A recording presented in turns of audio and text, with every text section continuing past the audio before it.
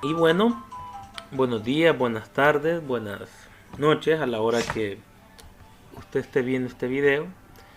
Vamos a trabajar la unidad 3 con las leyes de Newton. Vamos a comenzar con la ley de la inercia, es lo primero. Un libro de texto, estamos en la página 90 y pues vamos a ir interpretando lo que tenemos por aquí. Primera ley de Newton, ley de la inercia. Y si acá en la unidad anterior se habló acerca de la inercia, una de las tres leyes de Newton, nombradas así en honor al físico inglés Isaac Newton, que sintetizó el movimiento de los cuerpos en sus leyes denominadas ley de inercia, ley de la fuerza y ley de la acción y reacción. Todos los cuerpos están sometidos a la acción de una o varias fuerzas, algunas de ellas a distancia y otras de contacto. Eso lo leímos en la parte teórica. Sin embargo, existen situaciones en las que un cuerpo se encuentra aislado del efecto de otros cuerpos o dichas fuerzas se encuentran en equilibrio. En equilibrio significa que no se mueven, por lo que el efecto neto de las fuerzas sobre los cuerpos es nulo. Por ejemplo, los satélites artificiales que orbitan la Tierra tienen poca interacción con otros cuerpos en el espacio exterior, por lo que se mueven con rapidez constante sin necesitar del consumo de combustible. Aquí tenemos el ejemplo.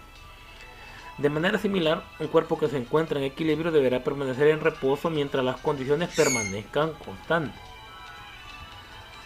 De acuerdo con lo anterior, un cuerpo puede estar en reposo ya sea que su velocidad sea nula o que se mueva con velocidad constante, pues el movimiento con velocidad constante y el reposo se consideran estados equivalentes. En la primera ley, Newton establece la relación entre las fuerzas que actúan sobre un cuerpo y el estado del movimiento del mismo. Esta ley se enuncia así: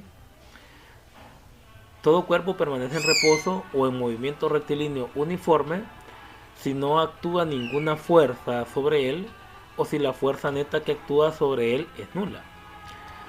La primera parte de la ley se refiere a que los cuerpos en reposo, o sea, su velocidad sea cero, y establece que sobre ellos no actúa fuerza alguna o que la suma de las fuerzas que actúan sobre ellos es nula.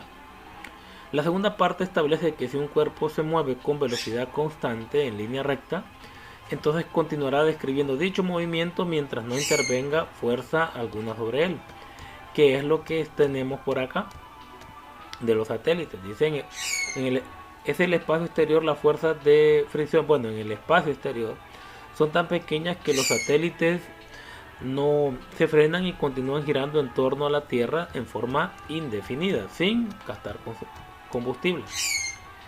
La experiencia cotidiana muestra que un cuerpo en movimiento rectilíneo se detiene luego de recorrer cierta distancia. Este hecho se debe a la interacción con el medio material sobre el que se mueve, el cual se opone al deslizamiento del objeto.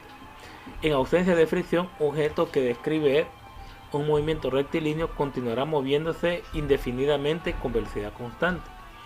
Es decir, si la fuerza de fricción no existiera, parecería de que el cuerpo se estaría deslizando de forma indefinida. Tenemos por acá, en resumen, los cuerpos tienen la tendencia a conservar su estado de movimiento o de reposo, es decir, se oponen a cambiar su estado de reposo o de movimiento.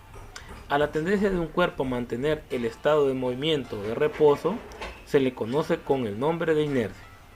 Aquí tenemos el carrito, se empieza a mover y ya está actuando la inercia, que como él adquiere movimiento, pues él se va a querer seguir moviendo. Esa es la inercia. O está moviéndose o está en reposo. Pero aquí tenemos el concepto de inercia. Y por aquí tenemos un repaso. Observa las imágenes y responde. Veamos acá.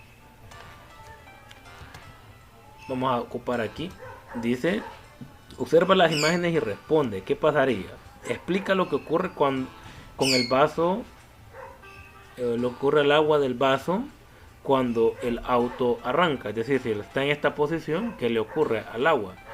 Si el monoplaza se mueve hacia este lado, el vaso va a salir para la izquierda. O sea, si arranca y sale a mucha velocidad, este va a salir para la izquierda. O sea, es más, el agua y todo el vaso se va a caer, se va a salir de acá. Eso es lo que ocurriría